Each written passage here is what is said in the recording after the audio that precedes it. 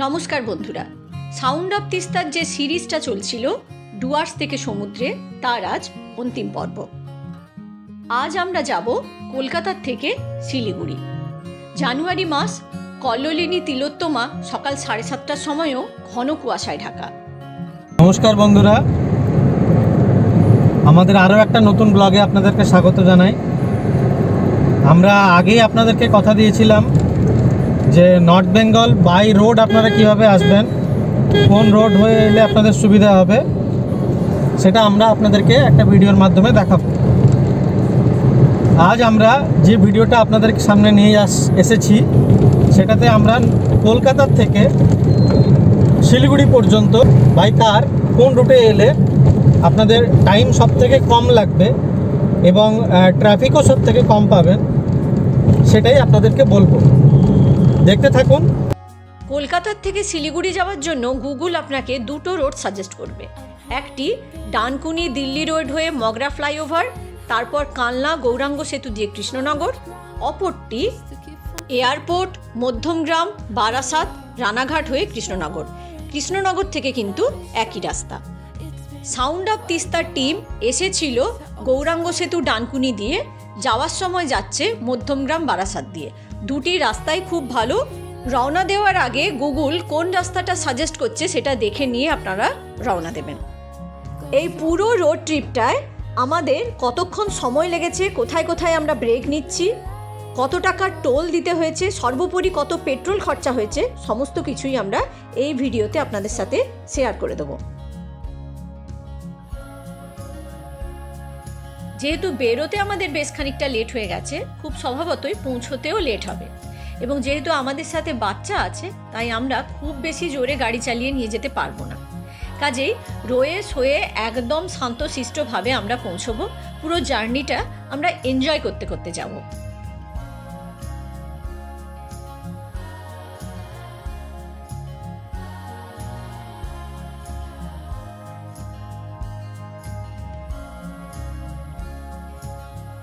ওই যে এনবিএসটিসি আমাদের আগে আগেই যাচ্ছে।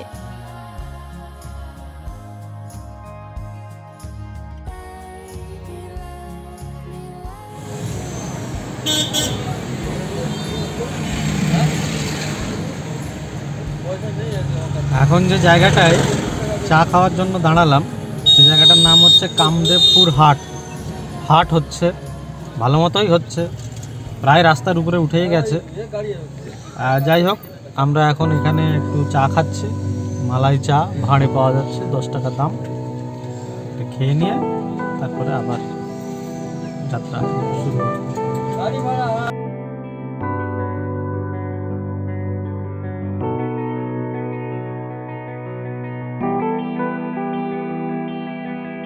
আজ কুয়াশাটা সত্যিই খুব বেশি।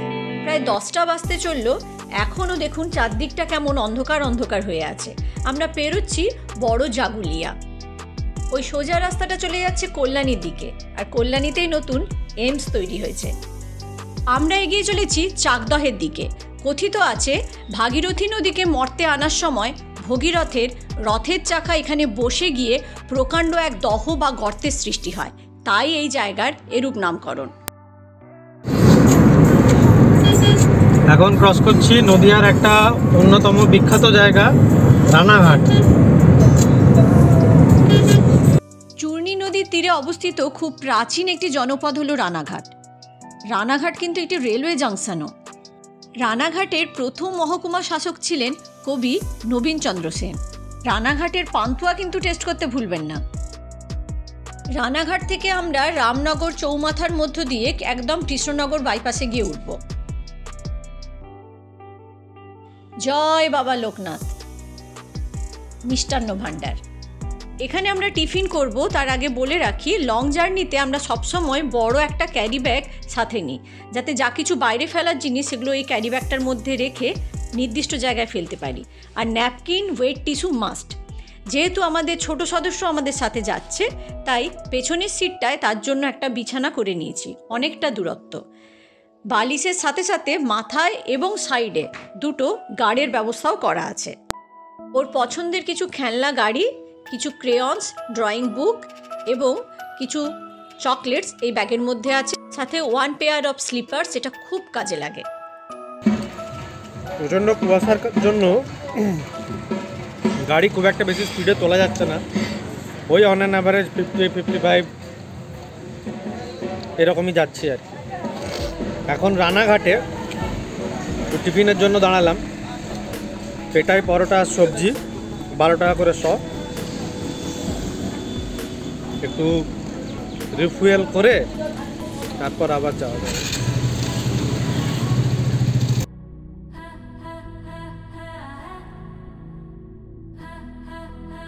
পাস করছে রানাঘাট লোকাল। আমরা চেষ্টা করছি আপনাদের ল্যান্ডমার্কগুলো একটুখানি দিয়ে যেতে।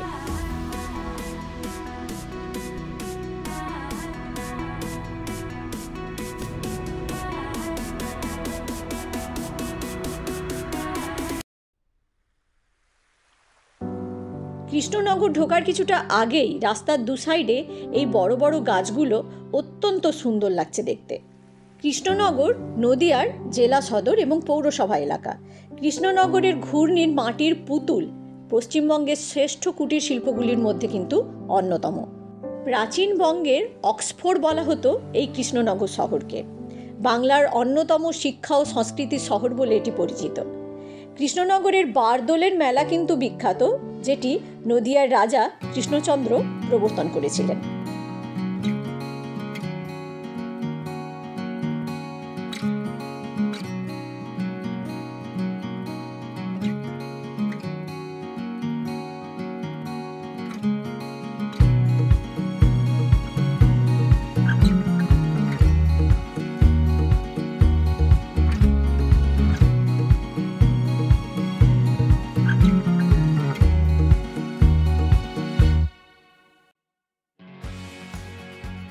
বাম দিকে চলে যাচ্ছে নবদ্বীপ ধাম। যারা আপনারা ডানকুনি গৌরাঙ্গ সেতু দিয়ে আসছেন তারা কিন্তু এই রাস্তা ধরে এখানে এসে মিট করবেন। এইখানে এসেই দুটো রাস্তা দুদিক থেকে এক জায়গায় মিলিত হয়ে কৃষ্ণনগরের দিকে যাচ্ছে। আমরা ঢুকে পড়লাম কৃষ্ণনগর। গুগল দেখাচ্ছে এখনো আমাদের শিলিগুড়ি ঢুকতে 450 কিলোমিটার কাছাকাছি। দেখা যাক, রাস্তা তো একটু হালকা হালকা জ্যাম তো আছে, দেখি কখন পৌঁছাতে পারি। মোটামুটি যতদূর বুঝলাম যে মোটগ্রামের আগে পর্যন্ত, মোটগ্রাম না পেরোনো পর্যন্ত ফাঁকা খুব একটা পাবো না। মোটগ্রাম পেরোনোর পরে হয়তো একটু টানা যাবে গাড়ি। কৃষ্ণনগর পৌরসভাকে ডান দিকে রেখে আমরা বাঁ দিকের NH-12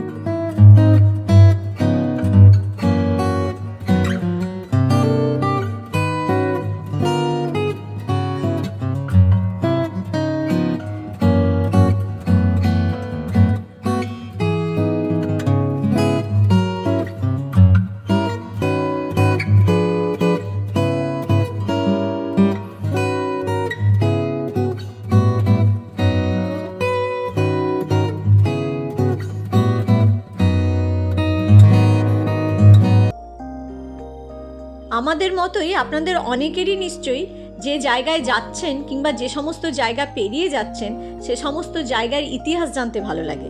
অবশ্যই কমেন্ট বক্সে লিখে জানাবেন। আমরা জাতীয় সড়ক ছেড়ে ঢুকে পড়লাম স্বামী অখণ্ডানন্দ সরণিতে। বহরমপুরের মধ্য দিয়ে আমরা যাব, কেননা জাতীয় সড়কে প্রচণ্ড জ্যাম আছে।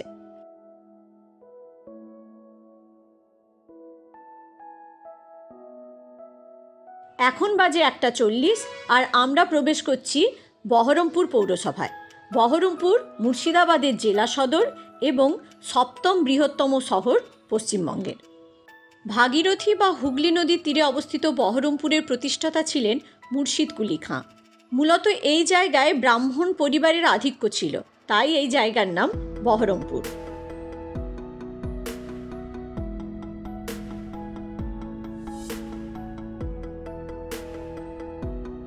এটি বহরমপুরের গোড়াবাজার এলাকা। স্টেডিয়ামের উল্টো দিকে পরপর সার দিয়ে সরকারি অফিসগুলো, খানিক কোচবিহার শহরের মতো কিন্তু এই জায়গাটা।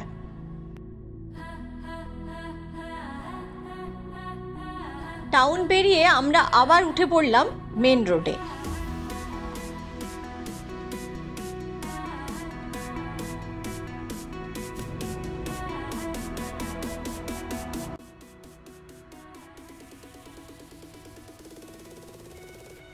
পেরোচ্ছি আমরা ভাগীরথীর ব্রিজ। ভাগীরথী কিন্তু গঙ্গারই একটি শাখা নদী, যেটা ফারাক্কা ব্যারেজ থেকে উৎপত্তি হয়েছে।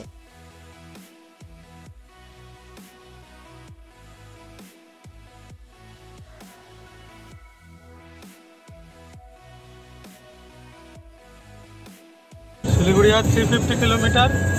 বহরমপুর ছেড়ে আমরা এখন NH-34 আবার উঠলাম।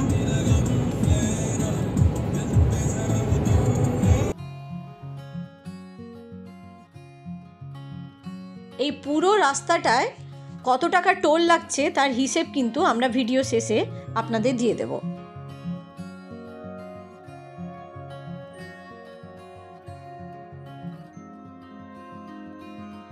The afterglow of this daily war, I need so much more than just holy water.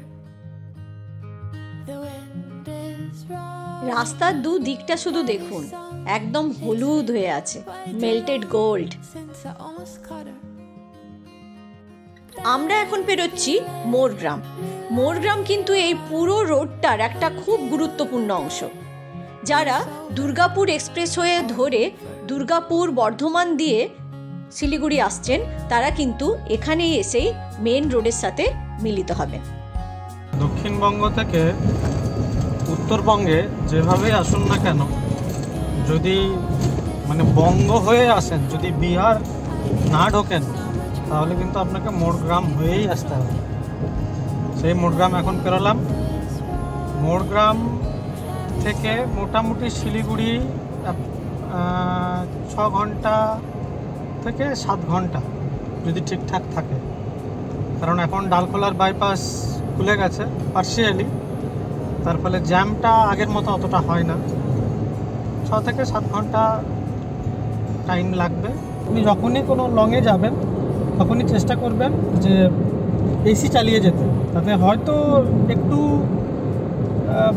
তেল একটু হয়তো আপনার ফুয়েল একটু কনজামশন বেশি হয়, কিন্তু আপনার জার্নিটা অনেক কমফোর্টেবল হবে, 1 নম্বর।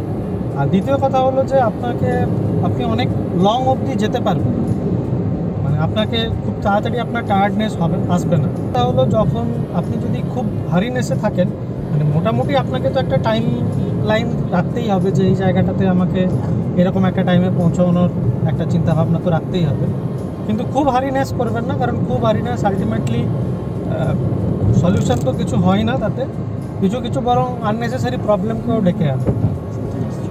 আর তৃতীয় হলো যে 100 থেকে 150 কিলোমিটার ছাড়া একটা করে অন্তত ব্রেক নেবেন। ইট মে বি 5 মিনিটস 10 মিনিটস।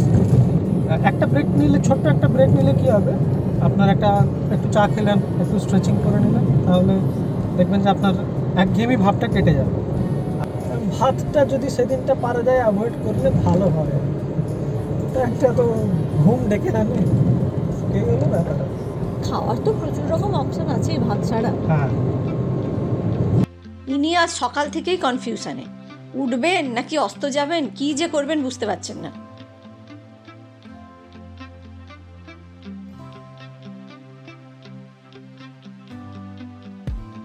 ঢুকছি ফারাক্কা। ফারাক্কা ব্যারেজ। বাজে এখন 3:50। শিলিগুড়ি এখান থেকে এখনও ওই 270 কিলোমিটার। চলতে থাকি। ওই যে দূরে দেখা যাচ্ছে এনটিপিসির চিমনিগুলো, ট্রেন পাস করছে একটা। আমরা ঢুকছি ফারাক্কা ব্যারেজে। গঙ্গার উপরে অবস্থিত ফারাক্কা ব্যারেজটি প্রায় 15 বছর ধরে তৈরি হয়েছিল। এটা প্রায় 2240 মিটার লম্বা। ব্যারেজের জলের আওয়াজটা আপনারা শুনতে পাচ্ছেন তো? পাশাপাশি অবস্থিত রোড ব্রিজ এবং রেল ব্রিজ। খুব মনে হচ্ছে একটা ট্রেন যদি এই সময় আসতো। আরে আরে আরে, এই তো একটা ট্রেন আসছে।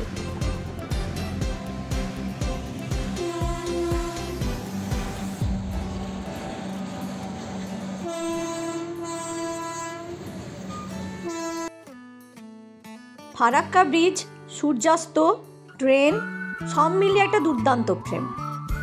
হিন্দুস্তান কনস্ট্রাকশন কোম্পানি সোভিয়েত রাশিয়ার সাথে কোলাবোরেশনে এই ব্রিজটি তৈরি করেছিল। এই ব্রিজটিতে প্রায় 109টা লক গেট আছে, ভাবা যায়?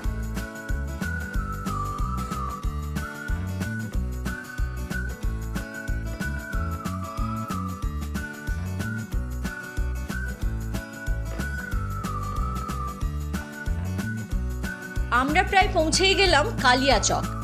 কালিয়াচক কিন্তু মালদার বাণিজ্য নগরীগুলোর মধ্যে অন্যতম। আম লিচুর সাথে সাথে এখানে রেশম এবং পাট শিল্প খুবই বিখ্যাত।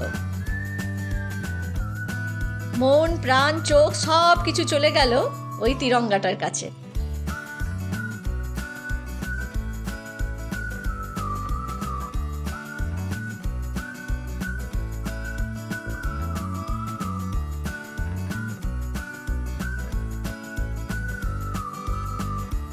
আমরা প্রায় পৌঁছেই গেলাম মালদা।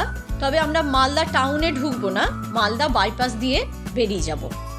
এই বাম দিকের রাস্তাটা চলে যাচ্ছে মালদা টাউন, আর আমরা সোজা বেরিয়ে যাচ্ছি বাইপাস ধরে।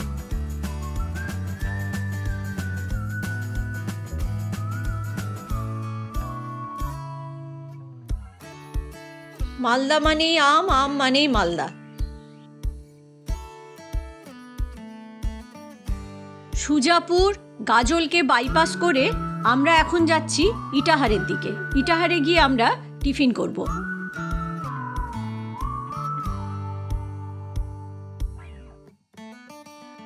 টিফিন করে আমরা আবার বেরিয়ে পড়েছি।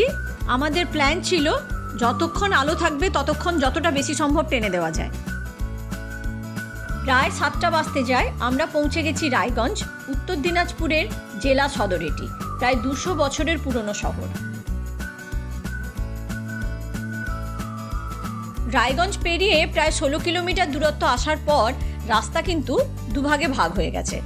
সোজা রাস্তাটা চলে যাচ্ছে ভায়া ডালখোলা, কিষানগঞ্জ, ইসলামপুর হয়ে শিলিগুড়ি, এবং ডান দিকের রাস্তাটা যাচ্ছে বোতলবাড়ি, ধানতলা হয়ে ইসলামপুর, শিলিগুড়ি।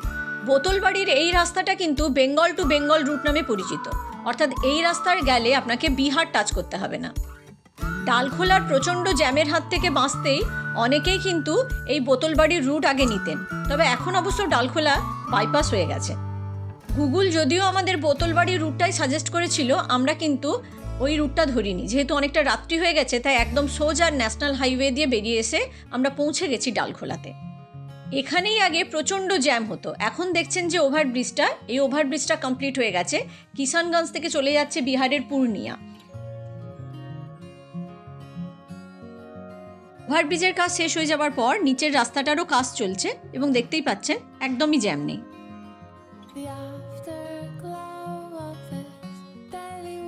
শিলিগুড়ি থেকে কলকাতাগামী বাসগুলো পরপর পাস করছে, নাইট সার্ভিসেরগুলো।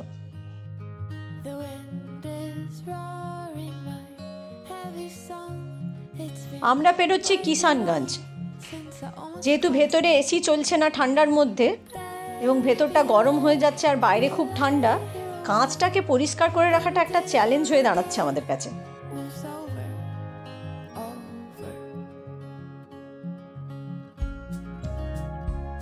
আমরা উঠে পড়েছি ইসলামপুর বাইপাসে। কলকাতার থেকে শিলিগুড়ি এই পুরো রোড ট্রিপের মধ্যে সবচেয়ে সুন্দর রাস্তা হলো ইসলামপুর বাইপাস। আপনারা দেখুন, এই যে বাম দিকে রাস্তাটা চলে যাচ্ছে, এটা চলে যাচ্ছে ইসলামপুরের দিকে, আর আমরা বাইপাস করে সোজা বেরিয়ে যাচ্ছি। My love is roaring that heavy song. It's been way too long. রাস্তাটা দেখেছেন তো, একদম পুরো মাখন। এখন 9:50, ফাইনালি আমরা ঢুকছি দার্জিলিং ডিস্ট্রিক্টে। Go sober. আমাদের জার্নি আমরা কমপ্লিট করব ফুলবাড়িতে, কেননা যারা ডুয়ার্স যাবেন তাদের কিন্তু ফুলবাড়ির ওপর দিয়ে যেতে হবে। আমরা ঢুকে পড়েছি ফুলবাড়ি রোডে।